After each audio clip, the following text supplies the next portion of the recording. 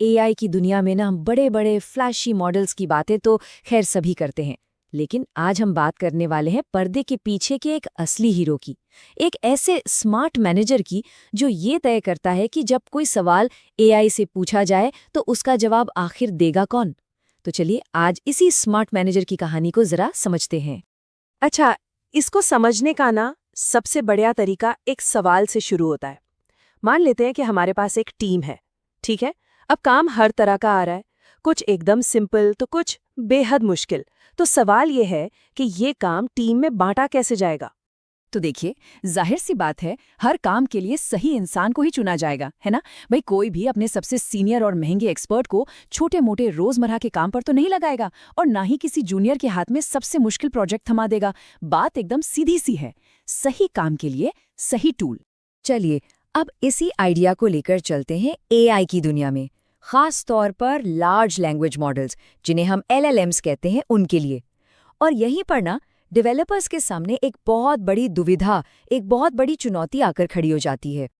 देखिए, एक तरफ तो है GPT-4 जैसे एकदम पावरफुल मॉडल्स, जवाब तो कमाल के देते हैं, लेकिन इनकी कीमत बहुत ज्यादा है। और फिर दूसरी तरफ है मिक्स्ट्रल 8x7b जैसे किफायती, मतलब सस्ते मॉडल्स। ये सस्ते तो हैं, पर मुश्किल सवालों पर अक्सर अटक जाते हैं। तो अब सवाल यह है कि एक डेवलपर करे तो करे क्या, चुने तो क्या चुने। और हाँ, ये कोई हवा-हवाई बात नहीं है, ये एक असल प्रॉब्लम है। जैसा कि एनी स्केल ने भी कहा है, एआई डेवलपर्स के लिए ये रोज की जद्दोजहद है कि भाई बेहतरीन क्वालिटी भी चाहिए और बजट को भी कंट्रोल में रखना है। तो इस दुविधा का हल क्या है? इसका जवाब है एलएलएम राउटर। इसको आप एआई की दुनिया का एक स्मार्ट ट्रैफिक कंट्रोलर समझ सकते हैं।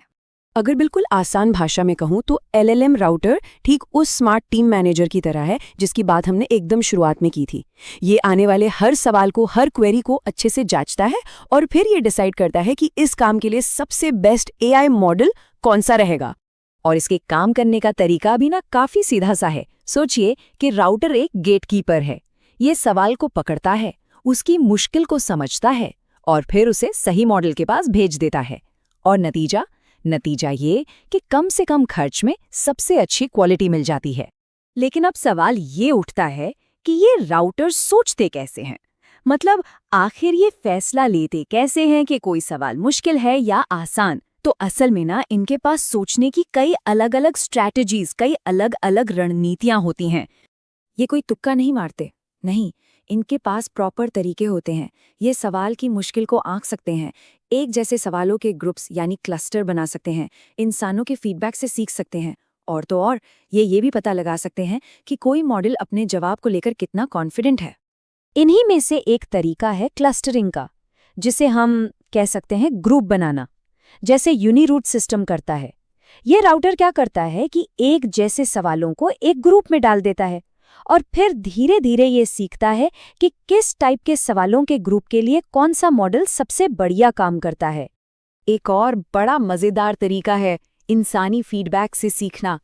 ये बिल्कुल वैसे ही है जैसे नेटफ्लिक्स फिल्में रेकमेंड करता है। जिस तरह नेटफ्लिक्स हमारी पसंद नापसंद से सीखता है, ठीक उसी तरह ये राउटर्स भी इंसानी फीडबैक से सीखते हैं कि कौन सा जवाब अच्छा था और कौन सा नहीं। तो मतलब कुल मिलाकर देखें तो एक राउटर के पास कई तरह के दिमाग हो सकते हैं। कुछ सिर्फ सवाल की मुश्किल को जांचते हैं, कुछ सवालों के ग्रुप बना लेते हैं, और कुछ तो कैस्केडिंग सिस्टम का इस्तेमाल करते हैं। इसका मतलब क्या है? मतलब पहले सबसे सस्ते मॉडल से काम करवाने की कोशिश करो, और अगर जरूरत पड़े सिर्फ तभी बड़े मॉडल के पास जाओ। तो अब सवाल आता है कि इस पूरी टेक्नोलॉजी का असली मतलब क्या है? ये एआई के भविष्य के लिए इतनी इतनी जरूरी क्यों है?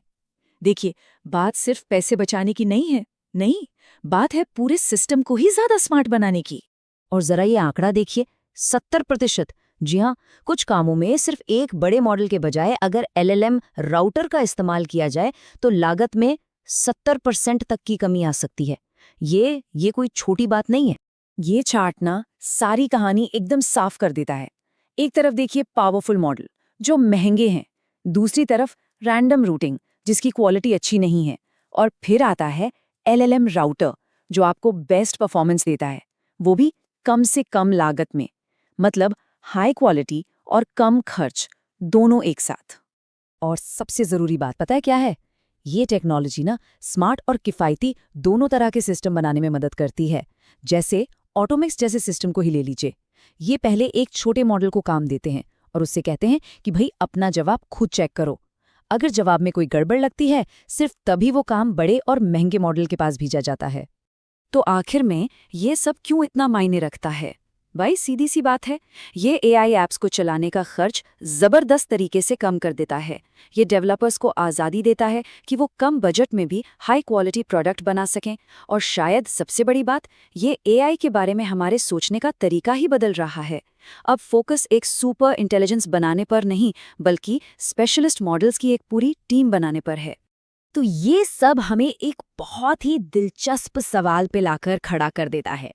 क्या एआई का भविष्य एक बहुत बड़े विशाल दिमाग में है, या फिर कई छोटे-छोटे माहिर दिमागों की एक स्मार्ट टीम में जो एक साथ मिलकर काम कर रही है?